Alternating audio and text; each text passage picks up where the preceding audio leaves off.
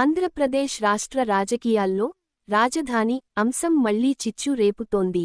గత 5 ఏళ్లుగా కొనసాగుతున్న అమరావతి వర్సెస్ 3 రాజధానుల వివాదం, మాజీ ముఖ్యమంత్రి వైఎస్ జగన్ మోహన్ రెడ్డి చేసిన తాజా వ్యాఖ్యలతో సరికొత్త మలుపు తిరిగింది.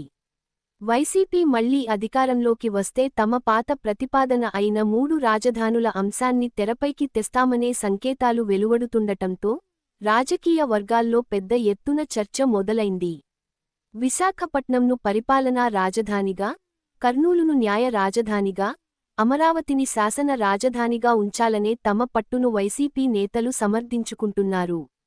ఇది రాష్ట్రంలోని అన్ని ప్రాంతాల సమతుల్య అభివృద్ధికి తోడ్పడుతుందని వారు వాదిస్తున్నారు. మరోవైపు, ప్రస్తుత కూటమి ప్రభుత్వం అమరావతిని ఏకైక రాజధానిగా అభివృద్ధి చేసే దిశగా అడుగులు వేస్తోంది. అమరావతికి పూర్తిస్థాయి చట్టబద్ధత కల్పించడంతో పాటు, అంతర్జాతీయ స్థాయిలో రాజధాని నిర్మాణానికి నిధులు సమకూర్చుకోవడంపై దృష్టి సారించింది.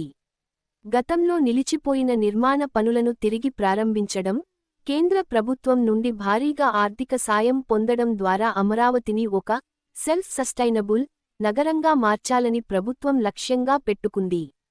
ప్రభుత్వం మారినప్పుడల్లా రాజధానిని మార్చడం వల్ల రాష్ట్రానికి పెట్టుబడులు రావని, ఆర్థికంగా భారీ నష్టం వాటిల్లుతుందని అధికార పక్షం హెచ్చరిస్తోంది. ఈ రాజకీయ యుద్ధం మధ్య సాధారణ ప్రజలు గందగోళానికి గురవుతున్నారు. ప్రభుత్వం మారినప్పుడల్లా రాజధాని మారుతుంటే, ఇక ఆంధ్రప్రదేశ్కు శాశ్వత రాజధాని ఉండదా అనే ప్రశ్న సామాన్యుల మదిలో మెదులుతోంది.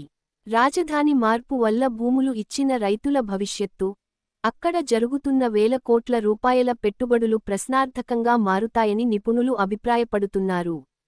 రాజధాని అనేది కేవలం ఒక ప్రాంతానికి సంబంధించినది కాదని, అది రాష్ట్ర ఆత్మగౌరవానికి మరియు అభివృద్ధికి చిహ్నమని ప్రజలు భావిస్తున్నారు. ఈ అనిశ్చితికి తెరపడి, రాష్ట్ర ప్రయోజనాలే పరమావధిగా ఒక స్థిరమైన నిర్ణయం రావాలని అందరూ కోరుకుంటున్నారు.